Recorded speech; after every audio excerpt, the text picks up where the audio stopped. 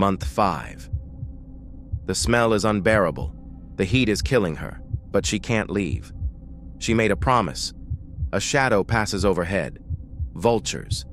Waiting for her to fall asleep. Waiting for their moment. She screams at the sky. They scatter. But they'll be back. Her name is Rizpah, and for 5 months she's been sitting on this mountain, guarding bodies that everyone else has forgotten. By law, she's not allowed to bury them, so she does the only thing she can. She refuses to leave. 5 months ago, her nightmare began. 5 months ago, they came for her sons. Israel was dying. 3 years of famine. Crops failed. People starved. King David demanded answers from God. Why is this happening? God's answer was brutal. Blood must be paid. Saul broke a sacred covenant. 7 men must die. Among those 7 were Rizpah's 2 sons, Armoni and Mephibosheth. They hadn't broken any covenant. They hadn't killed anyone, but they were Saul's blood, and that was enough. They took them to a mountain, all 7, and at the beginning of harvest season, they were executed. Their bodies were left exposed. According to the law, criminals were left unburied.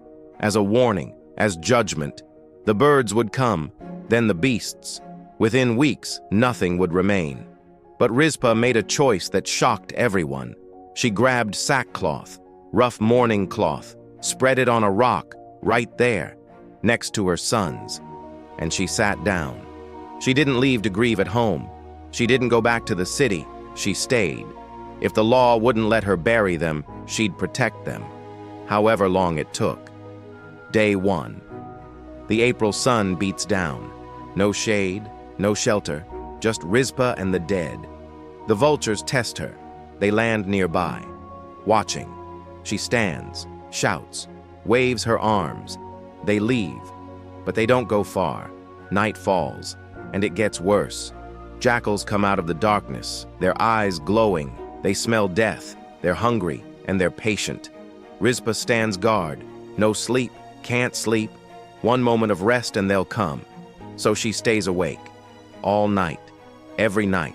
Sunrise comes, day 2 begins. The cycle repeats. Days turn into weeks. The rain that normally comes in April never falls. The drought continues. The sun burns her skin. Her lips crack. Her body weakens. People pass by. They see this woman on the mountain. This mad woman who won't leave the dead. Some whisper. Some shake their heads. Some think she's lost her mind. Maybe she has. But she doesn't leave. Month 2. May. The heat intensifies. Her clothes are rags now. Her body is failing. But the birds still come, and the beasts still circle. Every day the same battle. Drive off the vultures. Survive the heat. Guard through the night. She's not protecting them for nothing. She's giving them the only dignity she can. Presence, protection, love that doesn't end at death. Month 3, month 4, June, July. The smell is overwhelming now, but she stays. Her hands are scarred from fighting off animals. Her face is aged by sun and wind. She looks 20 years older. She probably feels like she's dying, but the birds will not touch her sons. The beasts will not scatter them across the mountain, not while she's breathing. Month 5, August. 5 months she's been here. 150 days, 3,000 hours, alone, exhausted, broken, and still no rain. The famine continues. Israel keeps suffering. Nothing has changed except her. She's dying up here, and nobody cares, but someone is watching. A messenger reaches King David. "Your Majesty, there's a woman on the mountain. She's been there for months, guarding the bodies. She won't leave." David hears the name, Rizpah, and something breaks inside him. These men have been exposed for 5 months. That was justice, according to law. But now it feels like cruelty. Rizpah's vigil did what no protest could do. Her silent faithfulness convicted a king. David gives the order. "Gather the bones, not just these 7. Bring the bones of Saul and Jonathan too. Give them all a proper burial. Give them honor." So they come. After 5 months, after 150 days, they finally come. For the first time in 5 months, Rizpah can leave her post.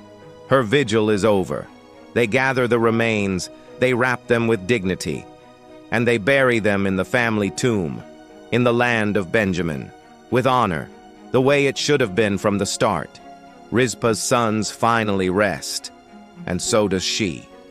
And then the Bible says something remarkable. After that, God answered prayer for the land. The famine ends, not when the 7 were executed, not when justice was served. The famine ends when honor is finally given, when someone cared enough to stay. So what does this teach us? Love doesn't quit. Rizpah couldn't save her sons, but she could stay. Sometimes that's all love can do. Stay when everyone else leaves. Hidden faithfulness matters. Nobody was watching, no cameras, no audience, just her and God. But that hidden vigil moved a king and ended a famine. God sees what you do in the dark. Silence can be louder than speeches. She didn't protest, didn't petition, didn't demand. She just stayed. And her presence spoke louder than words ever could. Your breakthrough might come when you're about to break. 5 months. That's how long she waited. She was dying up there. But the answer came. Don't quit in month 5. Maybe you're keeping a vigil right now. A prodigal child, a dying marriage, a broken dream. Everyone's told you to move on, let it go, give up. But what if staying matters? What if your faithfulness is the key? What if God is waiting for someone who won't quit? Rizpah kept watch for 5 months, and her vigil ended a famine. What vigil is God asking you to keep? If this story encouraged you today, I'd love for you to subscribe. I share powerful, lesser-known Bible stories every week that will strengthen your faith.